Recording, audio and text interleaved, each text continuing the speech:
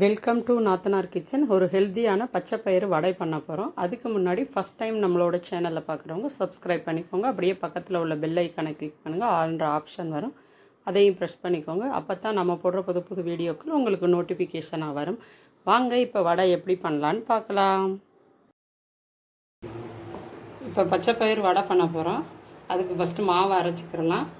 நான் ஒரு 150 கிராமுக்கு மேலே பச்சை பயிரை ஒரு 5-6 மணி நேரம் ஊற வச்சு எடுத்து வச்சுருக்கேன். இப்போ இதை மிக்ஸி ஜாரில் சேர்த்துக்கிறலாம்.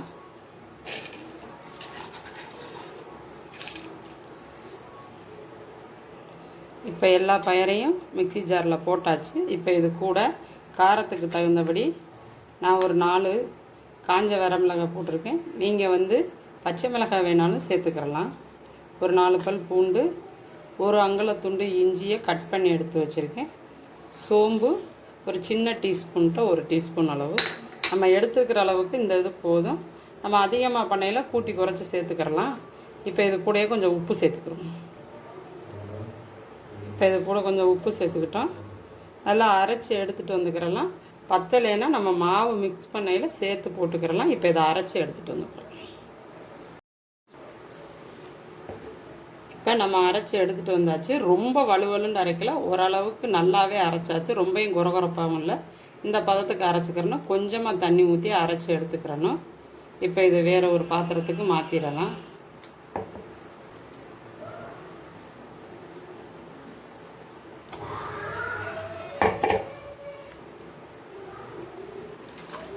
இப்போ அரைச்ச பச்சை பயிரை இதில் சேர்த்தாச்சு. இது கூடையே நறுக்கி வச்ச வெங்காயம்,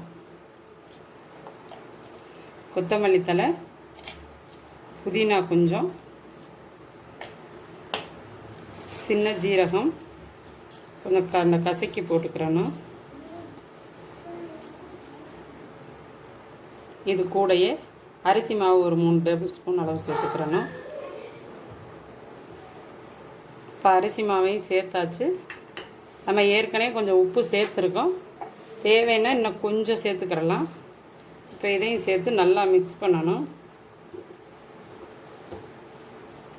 இது பச்சைப்பயிர் உடம்புக்கு ரொம்ப ரொம்ப நல்லது. இதை சுண்டலாக அவிச்சும் சாப்பிடலாம். இந்த மாதிரி வடை பண்ணலாம், பெசரட் பண்ணலாம், குழம்பு வைக்கலாம், அதில் கூட்டு வைக்கலாம். இது ரொம்ப உடம்புக்கு குளிர்ச்சி, புரோட்டீன் சத்து வேறு. அதே பாசிப்பருப்பு மாவை அரைச்சி குளித்தோன்னாலும் ஸ்கின்னுக்கெல்லாம் ரொம்ப நல்லது.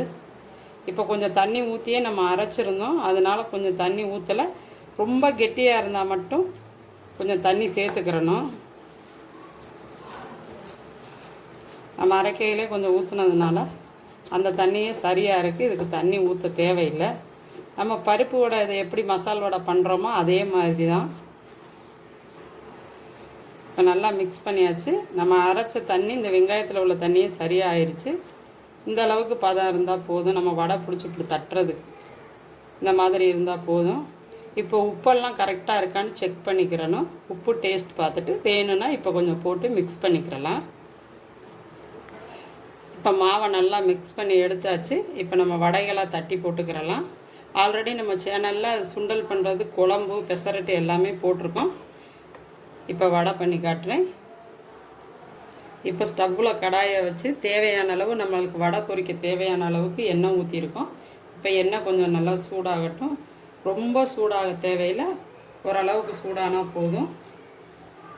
நம்மளுக்கு மாவு என்ன ஷேப்பில் வேணுமோ அந்த மாதிரி தட்டிக்கிறலாம். தண்ணியை கையில் தொட்டுக்கிட்டு இந்த மாதிரி ரவுண்ட் பால்ஸாக எடுத்துக்கிட்டு இந்த மாதிரி கையில் தட்டிக்கிறணும். தட்டி இப்படி எடுத்து போட்டுக்கிறணும்.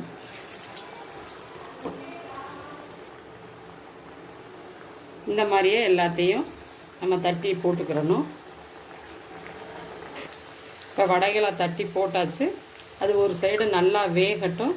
ஒரு சைடு வெந்தவுடனே திருப்பி விட்டுக்கிறலாம்.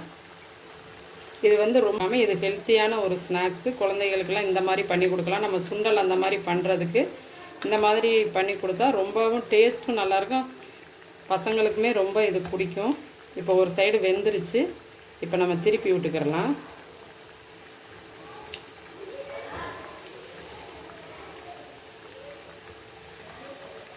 இப்போ இந்த சைடு நல்லா வேகட்டும், பார்க்கலாம். இப்போ இந்த சைடுமே நல்லா வெந்துருச்சு. கொஞ்சம் மிதமான சூட்டிலே வச்சு வேக வைக்கணும். அப்போ தான் உள்ளேயும் நல்லா வெந்திருக்கும். இல்லை மேலே மட்டும் ரொம்ப வெந்த மாதிரி இருக்கும், உள்ளே பார்த்தோன்னா கொஞ்சம் மாவாக இருக்கும். அதனால் வந்து கொஞ்சம் மிதமான சூட்டில் வச்சே வேக வைக்கணும். இப்போ நல்லா வெந்துருச்சு. இப்போ எடுத்துடலாம். நம்மளோட சுவையான பச்சைப்பயிறு வடை ரெடி. உங்களுக்கு இந்த ரெசிபி பிடிச்சிருந்துச்சுன்னா நீங்களும் ட்ரை பண்ணி பார்த்துட்டு லைக் பண்ணுங்கள், ஷேர் பண்ணுங்கள், உங்களோட கருத்துக்களை கமெண்ட் பாக்ஸில் போஸ்ட் பண்ணுங்கள். தேங்க்யூ ஃபார் வாட்சிங்.